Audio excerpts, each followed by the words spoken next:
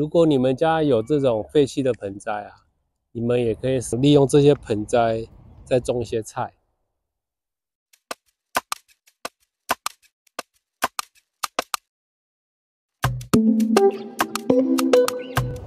大家好，我今天要跟大家分享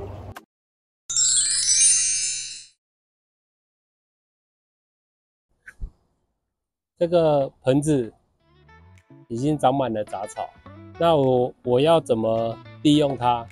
第一个，我们用自然农法的方式，先把这个杂草割除，生长点割除，别破坏土壤的结构。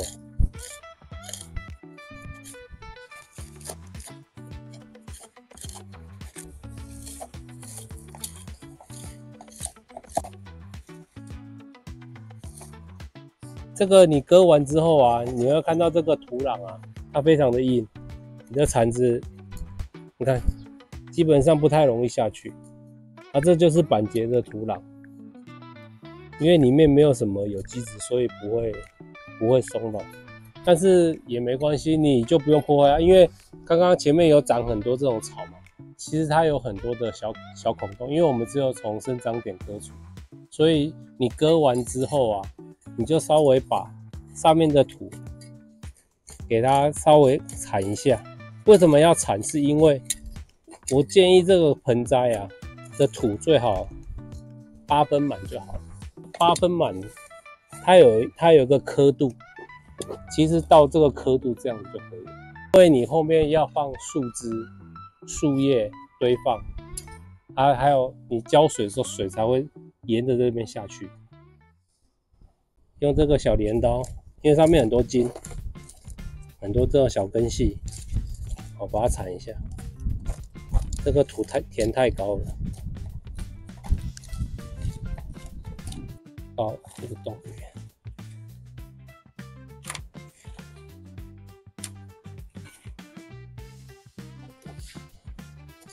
这些根啊，将来就是形成你土壤结构里面的孔洞了。那你如果像这样已经板结的土壤，你又再全部把它倒出来，全部弄松散，混入有机物，虽然一时间它会那个透水透气，但是随着时间它有机质没有了之后，它又会变成板结啊。所以像这个你已经板结的土壤，又有野草的根系在里面，你就不用破坏它。使用自然农法的道理，就是我要种植的地方，再挖洞，把植物放进去之后，再把有机质放回来。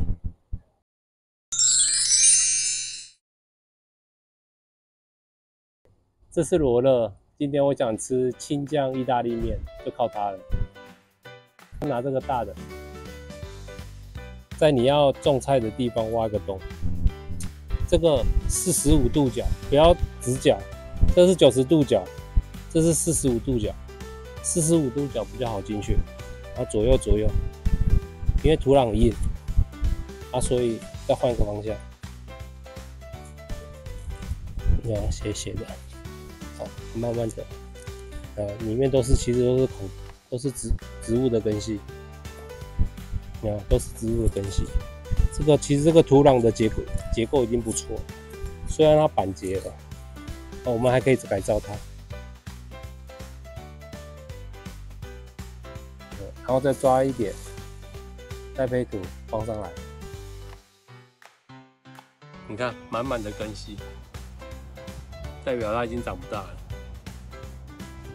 然后放下去，发现它还不够远，所以你可能还再挖深一点，稍微压一下，不要压太大力。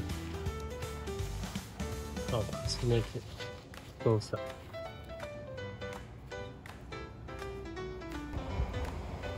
然后在上面稍微再盖一层，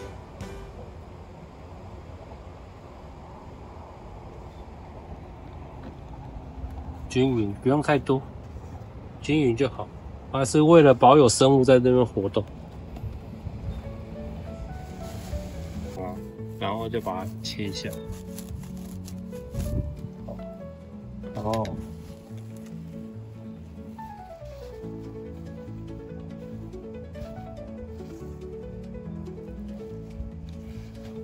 把它尽量收在盆。所以为什么刚刚那个盆土不要太高，这个原因就是它可以装水，也可以收纳那个有机质。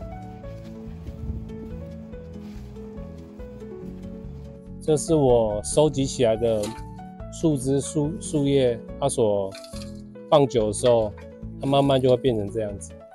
那这是还没有完全分解，你就把这个细碎的铺上去，作为它们的覆盖物跟下一次腐化下去的养分。那刚刚那些小虫，它就会去帮你分解。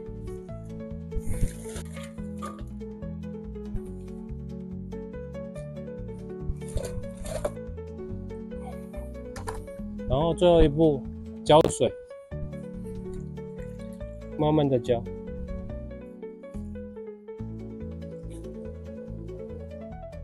你就要看它的下水的状况。它如果下得很快，代表它其实它透水的很快。但现在还不会，慢慢的。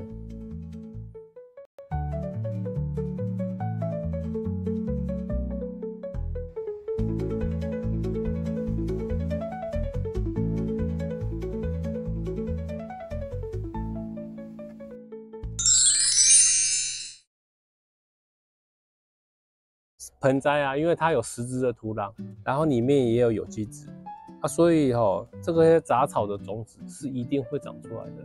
但是我觉得不用去连根拔除，一样用自然农法的精神。像这些现在是种下1个礼拜，这个杂草就明显比作物还长，还长得快啊。所以我的做法就是一样，剪掉，抑制它的生长就好了。让根系一样持续在土壤里面，这个盆栽的板结率就会几乎就不太会板结，所以你只要是抑制它就好了。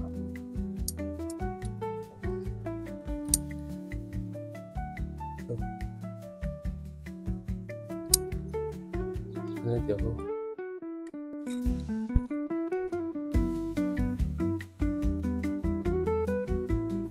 希望大家都能顺利种植。